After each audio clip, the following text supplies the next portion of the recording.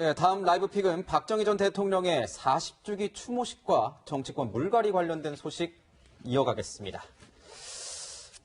김태민 변호사님, 네. 어제 보니까 박정희 전 대통령 추도식이 열렸는데 네. 이 자유한국당, 우리공화당, 보수 정치인들이 대거 몰렸습니다. 이게 어떤 의미가 있는 겁니까? 한국당이 이제 새누리당 이후 4년 만에 참석했다는 거 언제죠? 그날 이제 예를 들면 10월 26일이잖아요. 2015년 12월 26일에 참석했다는 거예요. 그때는 엄청나게 갔을 거예요. 왜냐면은 그 다음에 총선이고 그때만 해도 자유한국당 상황 분위기, 새누리당 분위기 좋을 때잖아요. 그러니까 대거 참석했어요. 2016년 12월 26일은 언제죠? 그때가 이제 국정농단 막 시작할 때입니다. 아마 태블릿 사건 터진 이후로 저는 알고 있는데. 네. 그래서 참석 안 했죠. 그 다음에 대선, 적폐청산에, 뭐에 참석할 수가 없었죠. 그런데 지금 다시 참석을 하기 시작했다. 뭐죠? 내년에 총선. 역시 그리고 이제 앞서도 우리가 얘기를 했지만 박근혜 전 대통령의 움직임이 지금 주목을 끌고 있는 상황에서 박근혜 전 대통령의 정치적 고향은 대구입니다. 거기서 열리는 박정희 전 대통령 추도식, 우리공화당은 당연히 가겠지만 자유한국당 지도부도 놓칠 수는 없었겠죠. 네. 그런데 어제 분위기가 좀 어수선했다고 합니다. 현장 영상 함께 보고 이야기 이어가겠습니다. 그 혁신을 이룰 생각을 하지를 않고 정말 배신자! 나중에 왜 왔는데? 직시하지 못하고 흘려가는 것이 멸관치고 체제 혼란의 발전 체제를 종언하고 시대 교체를 이루어야. 네, 위원님 보니까 이 자유한국당 지도부가 그렇게 환영받지는 못하는 것 같습니다.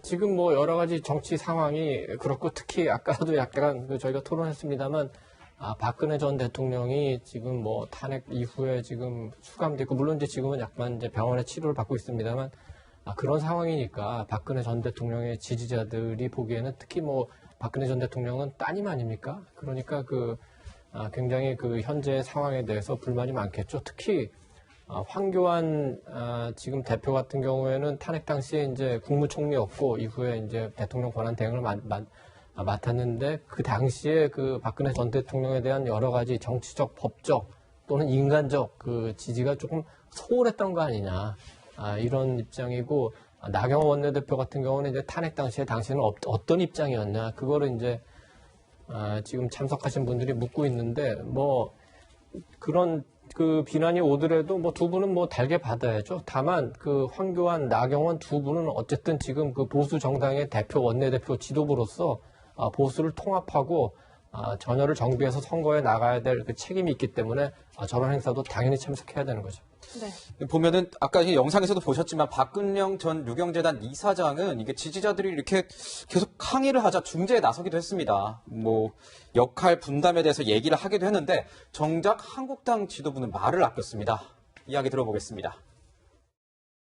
박근영 씨께서 이렇게 역할 분담론이라고 말씀하셨는데 지금 가장 중요한 것은 우리 헌법을 지키는 세력, 자유민주주의를 지키는 세력이 모두 함께하는 거라고 생각을 합니다.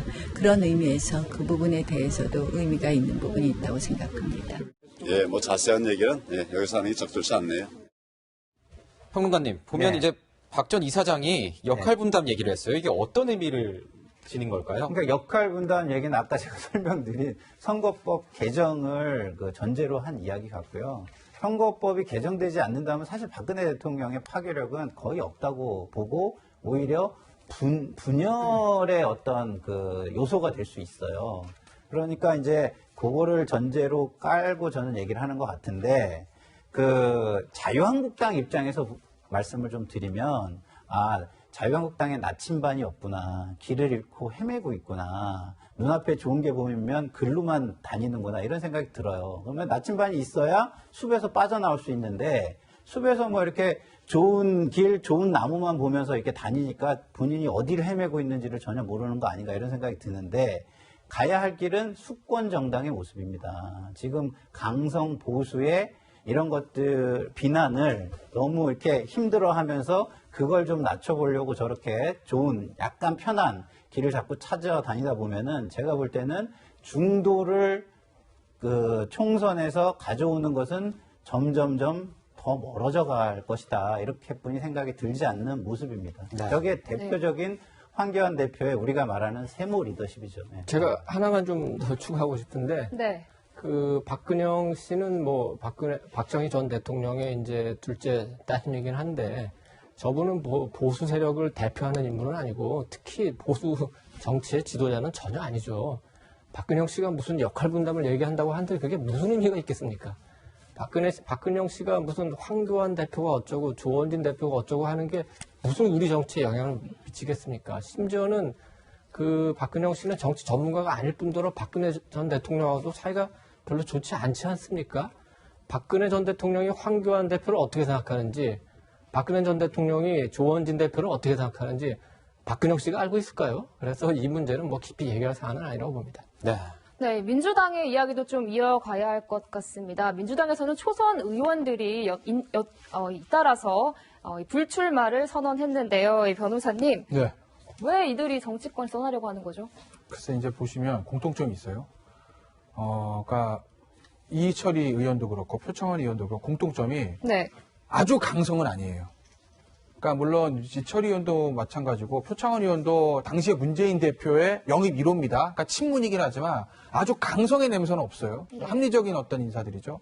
그리고 이번에 법사위 소속이었습니다.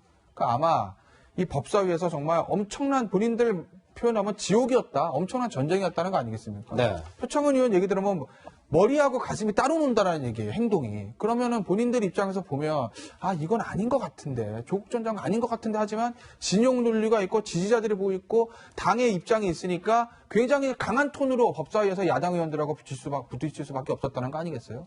아마 그런 곳에서 약간 일종의 좀 어려움 같은 거 좀 느꼈을 것 같다는 생각도 좀 들어요. 근데 네. 저는 이철희 의원도 이철희 의원이지만, 표창원 의원의 불출마는 정말 놀랍네요. 어떤 이유에서? 왜냐하면, 뭐, 이철희 의원은 굳이 말하면 비례대표 의원들이 불출마하는 경우는 좀 있어요. 근데 이제 지역구 의원입니다. 표창원 의원 같은 경우는. 그렇죠. 그 지역이요. 강남, 분당, 용인으로 이어진 자유한국당 요 벨트 중에서 민주당한테 제일 좋은데 하나 꼽아봐. 그러면 표창원 의원 지역이거든요. 용인이 지역.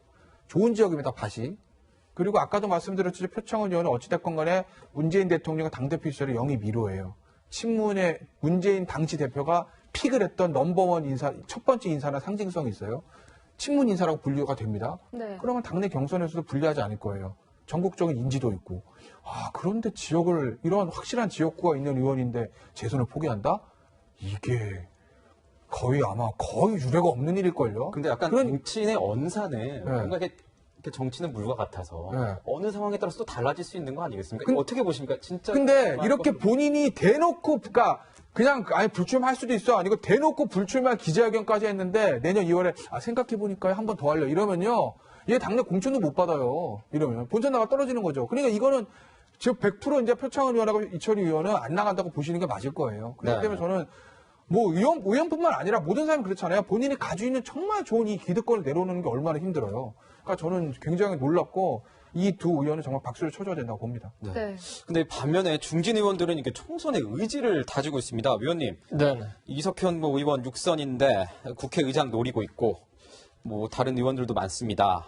이 현 상황에 대한 반성이 좀 없는 것 아니냐 이런 지적도 나오고 있습니다. 반성보다는 그 자기의 정치적 이해를 우선하는 게 일반적인 정치인들의 그 기본 행태입니다. 그래서 중진 의원들이 한 번 더 하려는 것도 당연한 뭐라 그럴까요? 본능이라고 할까요? 거기에 해당되고 지금 지적하신 이석현 의원은 사실은 그 이전부터도 국회 부의장을 하셨죠. 그렇죠. 그때부터도 국회의장에 한번 도전해보고 싶다. 그리고 자기는 친문도 아니고 그 비문이고 좀 중립적인 입장에서 역할을 해보고 싶다. 자기 같은 사람이 정치적 지도자로 하나 있는 것도 괜찮지 않겠나 이렇게 일관되게 사실 얘기를 해왔습니다. 그리고 네. 이석현 의원을 포함해서 최근에 이제 그 중진 의원들 특히 이제 이른바 조국 정국에서 굉장히 그 친조국 목소리를 냈던 분들이 있는데 다 그렇지는 않겠지만 많은 분들이 어떻게 보면은 그 지역구가 굉장히 그 치열하다든지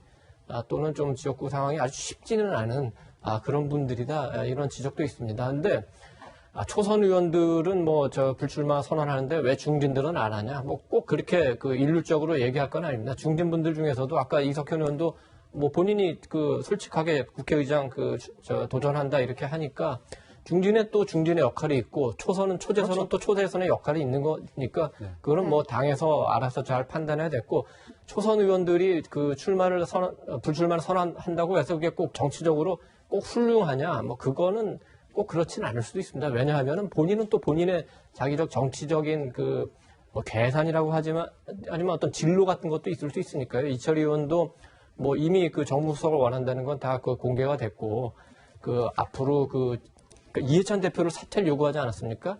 당 대표가 바뀌거나 아니면 그 다음 오는 총선 대선 과정에서 전략적으로 어떤 역할을 하는 부분이 있을 수 있고 표창원 의원도 뭐 내년 그 선거에 다시 도전할 수 있지만 그 2년 뒤에 그 지방자치 선거를 또 생각할 수도 있고 또 현재 지역구 사정이 어떤지는 또 밖에서는 잘 알 수 없는 면도 있고 그래서 좀 이렇게 종합적으로 볼 필요가 있다고 생각합니다. 네, 총선 모드에 들어간 이 정치권 소식까지 짚어봤습니다. 이도훈 위원, 김상희 평론가는 여기서 인사드리겠습니다. 고맙습니다.